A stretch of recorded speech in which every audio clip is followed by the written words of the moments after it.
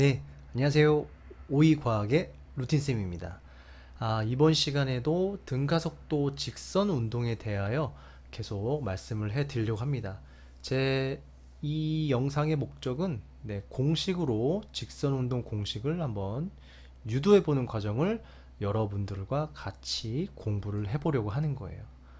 그래서 지난번 영상에서는 등가속도에 대한 기초적인 개념에 대해서 말씀을 드렸고 한번 공식으로 유도를 해 보겠습니다. 자, 첫 여러분들이 혹시 알고 계신 분들은 뭐 아시겠지만 이 등가속도 직선운동 공식이 교과서에는 세 가지가 나옵니다. 그 세 가지를 어떻게 유도하는지도 교과서에 나옵니다. 그리고 아마 학교에서도 다 설명을 해 드릴 거고요. 네. 하지만 그래도 학교를 안 다니시는 분이 있다면 제 영상으로 좀 조금 그나마 참고 정도 하시면 좋을 것 같아요. 자, 첫 번째 공식은 제가 제목을 어떻게 지었냐면요. 자, 우리가 기존에 알고 있는 가속도 공식이라는 게 있습니다. 가속도 공식에서 나중속도, 즉 속도 공식을 만들어내는 과정을 한번 소개를 해드릴까 합니다. 지금 이 공식을 유도하는 과정은 교과서마다 아니면 선생님마다 영상 매체마다 조금씩 차이가 있을 수 있습니다. 누가 맞다 틀리다가 아닙니다. 네, 어차피 결과는 같습니다. 네, 우리가 산 정상을 오를 때 정상을 올라가는 등상로는 참 다양하죠. 그렇게 이해하시면 돼요. 네, 조금씩 차이가 날 수 있다는 걸 말씀을 드리고요. 어, 뭐 대학교나 뭐 이런 고등 과정으로 가면요, 이 공식을 미분적분을 응용해서 유도를 하기도 합니다. 근데 저는 그 정도까지는 아니고요. 기본적인 공식 유도 과정을 여러분들에게 소개를 시켜 드릴까 합니다. 그렇다면은 가속도 공식을 알아야겠죠. 왜냐하면 가속도 공식에서 첫 번째 공식인 나중속도 공식을 유도할 거니까 말이죠. 자, 가속도는 제가 다른 영상에서 따로 말씀을 드렸습니다. 속도가 변하는 정도를 알아보는 거예요. 하지만 기준이 있습니다. 시간을 기준으로 1초당 속도 변화가 얼만큼씩 나타나는가를 알아보는 겁니다. 속도를 알아보는 게 아닙니다. 속도가 변한 겁니다.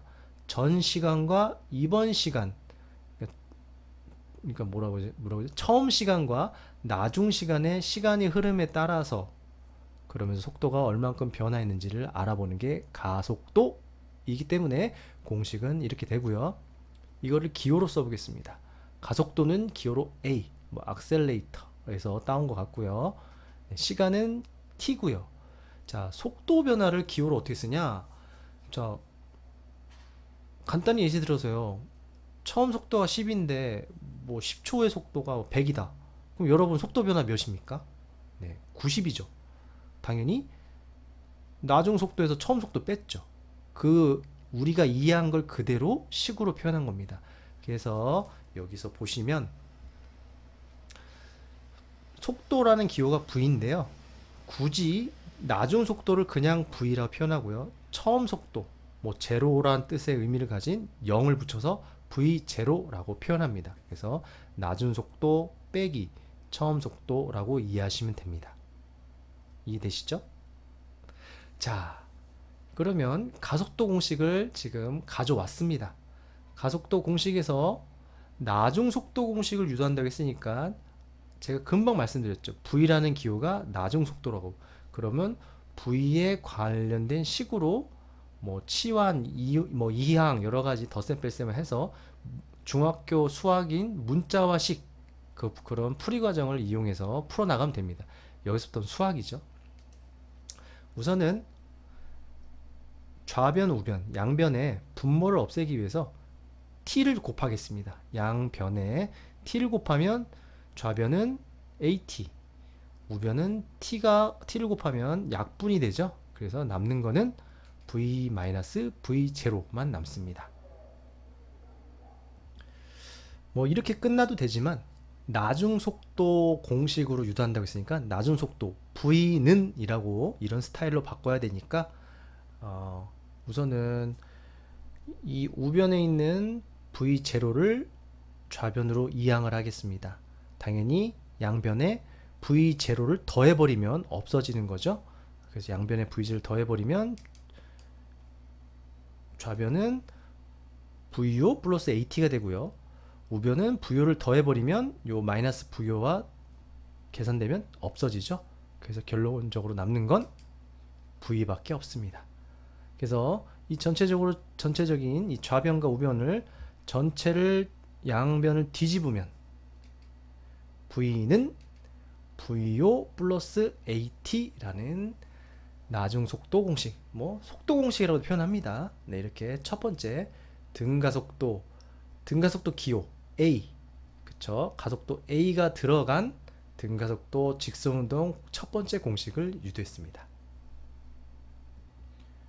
솔직히 여러분들 보시면 아시겠지만 뭐 그냥 넘어갈 수도 있는데 저는 좀 제 이야기를 하는 편이라서 좀 이해해 주시고요. 그냥 넘어갈 수도 있는데요. 지금 가속도 공식 보이시죠? 똑같은 공식입니다. 똑같은 공식을 그냥 뭐 우선순위를 누구로 두냐? 네, 그런 차이로 이게 표현의 차이가 있을 뿐 뭐 똑같은 말입니다. 그렇죠?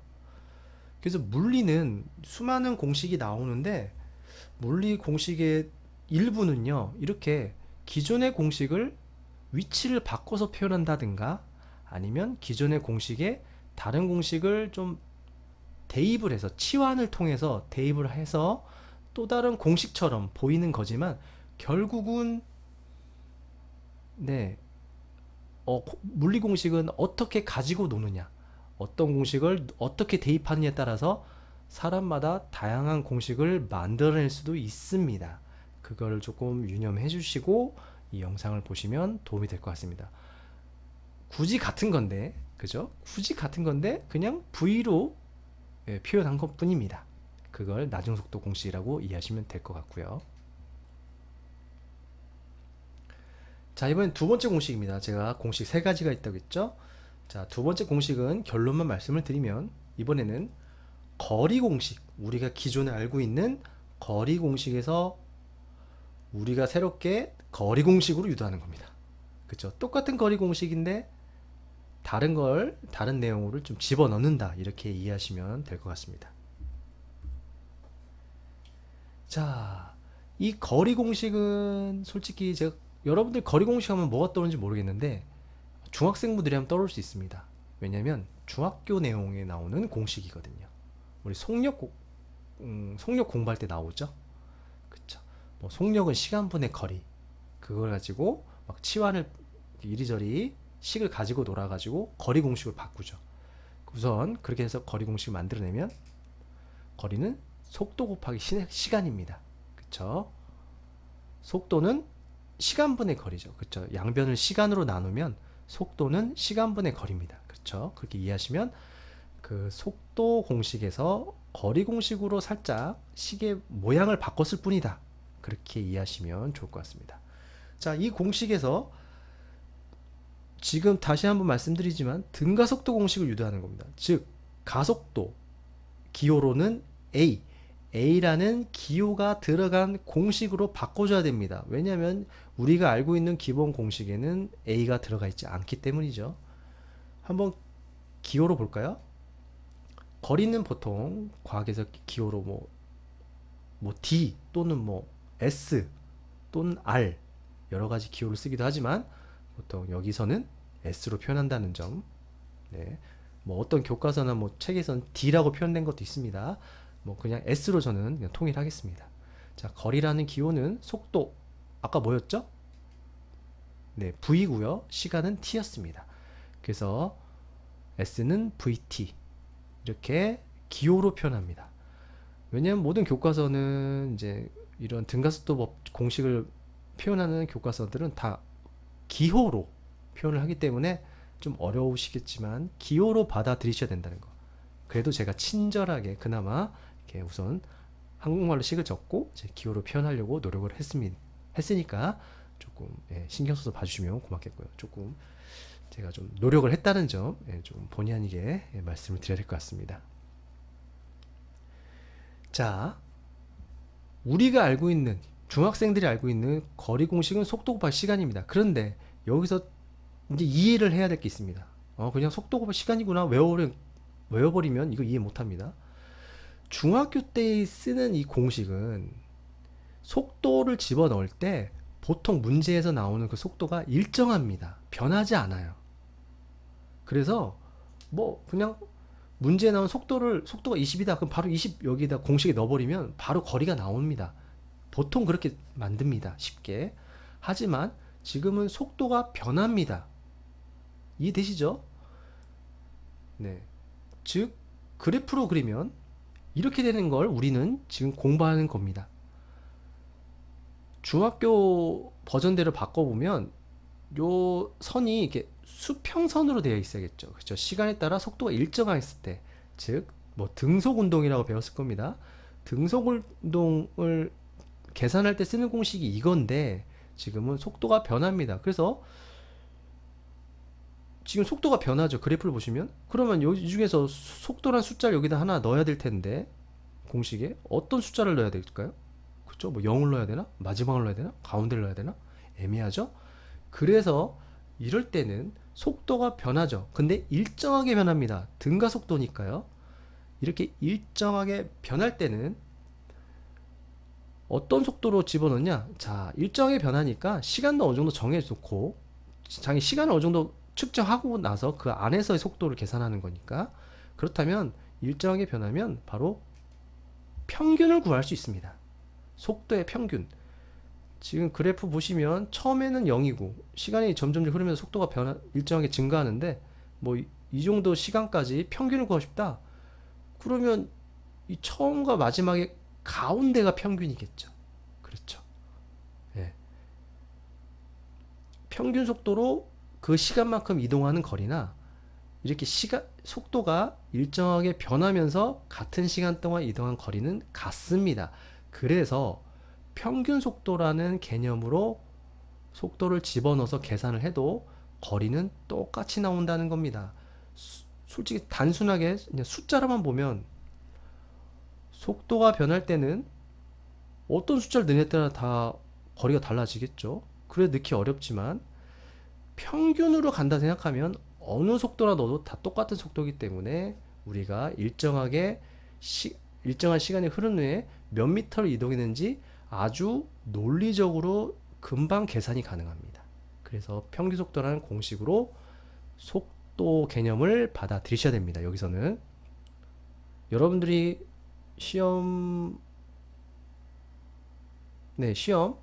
뭐 중간기말고사 시험 뭐 평균 낼 때 두 과목 평균 어떻게 내죠? 두 과목 점수 더해서 2로 나누죠? 똑같습니다.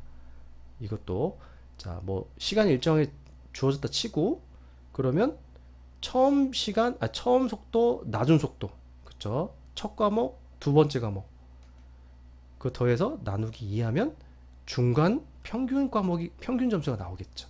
그래프에서는 가운데로 선이 그어질 겁니다.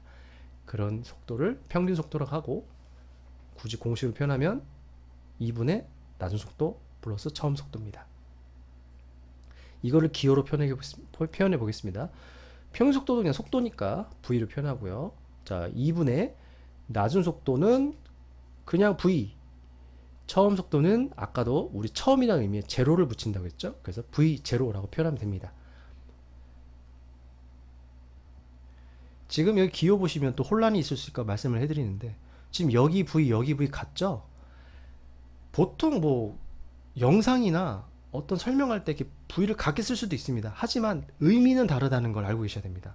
그래서 정확하게는 평균이니까 V 옆에다가 뭐 평균을 쓰시는 선생님도 계시고 V 기호 위에다가 이렇게 직선, 선분을 짧게 그려서 뭐 평균을 의미하기도 하고 여러 가지 방식으로 표현하기도 하는데 저는 그냥 아무 표현 안 한 것 뿐입니다. 그쵸? 요 속도는 평균 속도, 이 속도는 낮은 속도를 표현한 거니까 꼭 참고해 주시고요. 자, 지금 계속해서 설명을 해야 되는데 벌써 시간이 많이 흘렀습니다. 그래서 이거는 다음날 바로 영상으로 뒤쪽 부분을 올려드리도록 하겠습니다. 오늘은 여기까지 하겠습니다. 다음에 만나요.